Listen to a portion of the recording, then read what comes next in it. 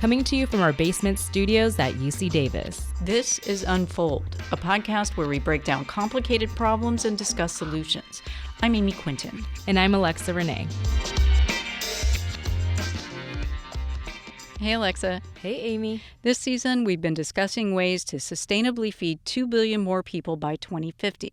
And I was surprised at how controversial some potential solutions could be, such as switching to meat-free diets or genetically engineering food. You were surprised that food is controversial? Well, I think it's the degree of controversy that surprised me. People are passionate about what they eat and why, and they get into arguments over it. Yeah, even some of the researchers we talked to can disagree with one another. And some of you may not have liked or agreed with everything said in these episodes. So I wanted to get some perspective on this. I mean, why is food so controversial? It's just food, right? So I asked Charlotte Biltikoff.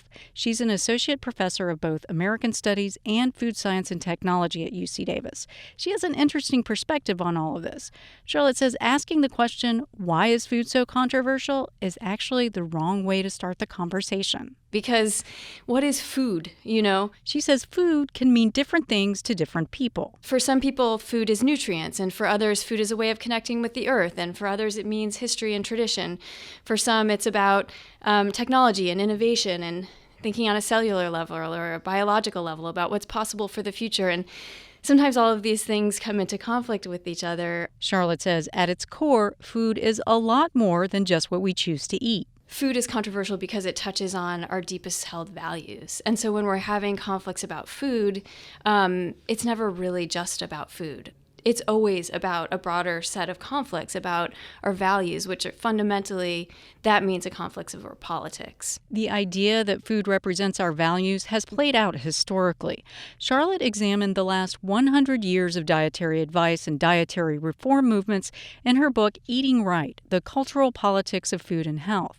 Not surprisingly, during that time frame, both dietary ideals and social values have changed. But I found that the relationship between them remained consistent. From the late 19th century to the present, dietary ideals have expressed social ideals. In fact, our ideas about good food are fundamentally ideas about what it means to be a good person, to be responsible, moral, ethical, and even what it is to be a good citizen. In the late 19th century, the idea of a good diet was about getting enough calories for the least amount of money in the pursuit of getting a good day's work done.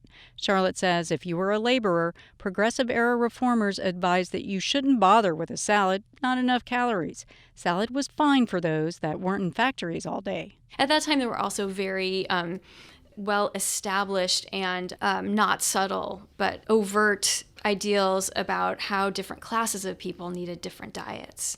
Not just because of their occupations might have different caloric needs, but there was a more elaborated set of ideas about why those diets should be different and should be kept distinct and from each other, and there shouldn't be any blurring of the lines. Charlotte says it was a moralizing social hierarchy of dietary ideas. During World War II, dietary advice focused on vitamins. Understanding them was key in being able to substitute one food for the other. That dietary ideal was a direct response to what was going on in society at the time, the rationing of food during the war.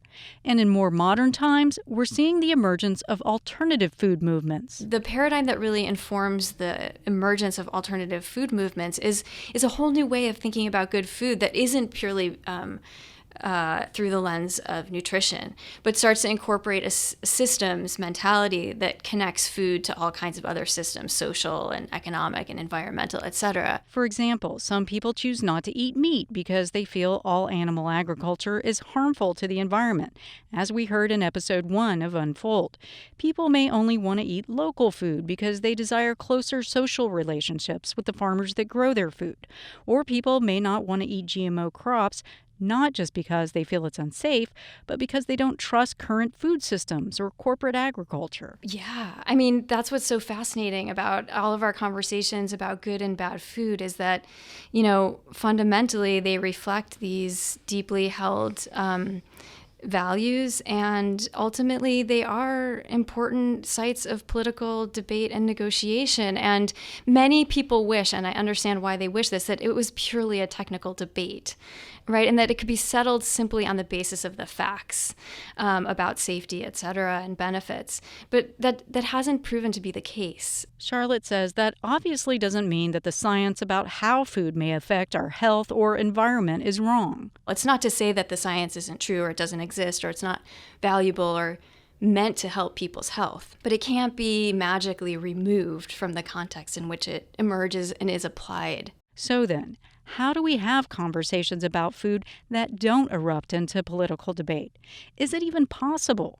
Charlotte says first, giving people more scientific information or facts about food, how it's made or grown, or whether it's good for you nutritionally, doesn't necessarily move the needle. She says trust plays a huge role.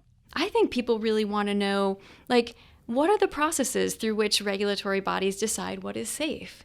Who gets to be at the table? Whose interests are represented when we evaluate risks and benefits? What are the long-term gains and who gets them in the global food system for pursuing certain scientific questions and not others? Historically, Charlotte says dietary reform movements were about expert middle-class reformers establishing a norm and seeking to apply it to everybody else.